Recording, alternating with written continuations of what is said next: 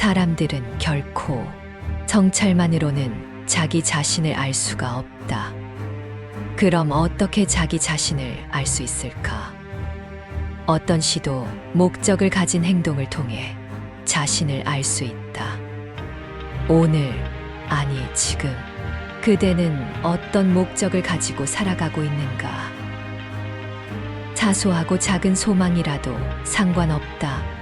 목표와 뜻을 세워가며 그대의 일상에 최선을 다해보라. 그럼 그대는 자신이 어떤 사람인가를 알게 될 것이다. 그대의 일상이란 과연 어떤 것인가? 그날 꼭 해야 할 일, 그것이 바로 그대의 일상이다. 일상이라고 하여 목적이 없는 습관적 행동으로 폄하해서는 안 된다. 매일 반복하는 일일수록 분명한 목적이 있어야 한다. 목적을 가진 행동일수록 그 행동의 의미가 분명해진다. 목적이 없는 행동이라면 시간이 지날수록 그대는 일상에서 얻는 것이 없을 것이다. 일상에 최선을 다하면서도 일상에서 얻는 것이 없다면 그대는 결국 그대 자신을 발견할 수가 없을 것이다. 우리가 성찰의 틀에서 벗어나서 행동으로 나가야 한다는 것은 목적을 성찰하고 그것을 행동으로 옮기며 그 행동에서 자신을 발견한다는 자기 발견의 의미를 찾는 과정이다. 이런 과정을 통하지 않은 채 우린 그 누구도 자신이 누구인지를 발견할 수 없다. 인간은 존재한다. 그러므로 우린 행동해야 한다. 우리가 존재한다는 것은 존재 자체가 우리의 목적이라는 의미이다. 고로 우리가 숨쉬는 행위조차도 존재를 목적으로 하는 행동이다. 행동하는 인간은 지속적으로 선택하는 존재이다. 인간의 최고 사명은 무언가를 목적의식적으로 선택하고 그걸 행동으로 표현하는 존재성에 있기 때문이다. 그러나 끊임없이 분명한 인식이 동반되어야 한다. 부득이 휴식을 취하는 동안에도 인간은 모든 사물을 명확히 인식하기 위해 각고의 노력을 아끼지 않아야 한다. 그렇게 얻어진 인식은 그 이후의 행동을 더욱 정확히 선택하도록 만들어 줄 것이기 때문이다.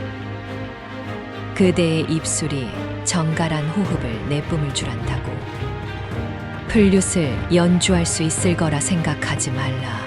정확한 운지법에 의해 손가락을 움직이지 않고서는 결코 아름다운 선율을 만들어낼 수가 없다. 무엇을 하고 어떻게 할 것인가를 깨닫기 위해서 그대는 적지 않은 시간을 홀로 노력하며 보내야 한다. 그대를 아끼는 사람들의 바람이 무엇인지 아는가?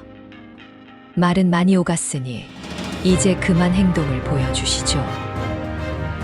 그대 스스로 자기 자신이 어떤 목적을 위해 사는지조차 모르는데 어떻게 그대를 아끼는 사람들이 그대를 알겠는가? 그대가 지금 불운한 운명에 처해 있다고 생각한다면, 그대가 정신적 고통으로 힘들어하고 있다면 그것을 치유하는 일은 지성과 이성으로 가능할 수가 없음을 알라. 몸에 난 상처는 시간이 지나면 아물 수 있지만 내면의 상처들은 단호하게 떨쳐 일어서야만 치유될 수 있음을 알라.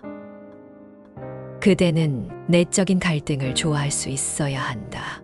만약 내 자신에 대하여 의심할 것이 아무것도 없다면 과연 진실을 찾는 기쁨은 어디에서 얻을 수 있겠는가? 어떤 일을 하든지 스스로를 고립시키는 것은 좋지 않다. 특히 혼자 고립되어 일을 하는 것은 좋지 않다. 어떤 사소한 일을 성취하는 데 있어서도 상호 협력과 서로에 대한 자극은 반드시 필요한 것이다. 주어진 시간에 감사하라. 시간이 없어서 어떤 일을 포기해야 하는 순간이라도 그 짧은 순간이 아무것도 할 수 없을 것이라고 생각되더라도 우리 인생에서는 두 번 다시 오지 않을 운명의 순간일지도 모르기 때문이다. 일상 속의 가장 편안한 이야기, 제작 킴스 콘텐츠, 작가 김형수였습니다.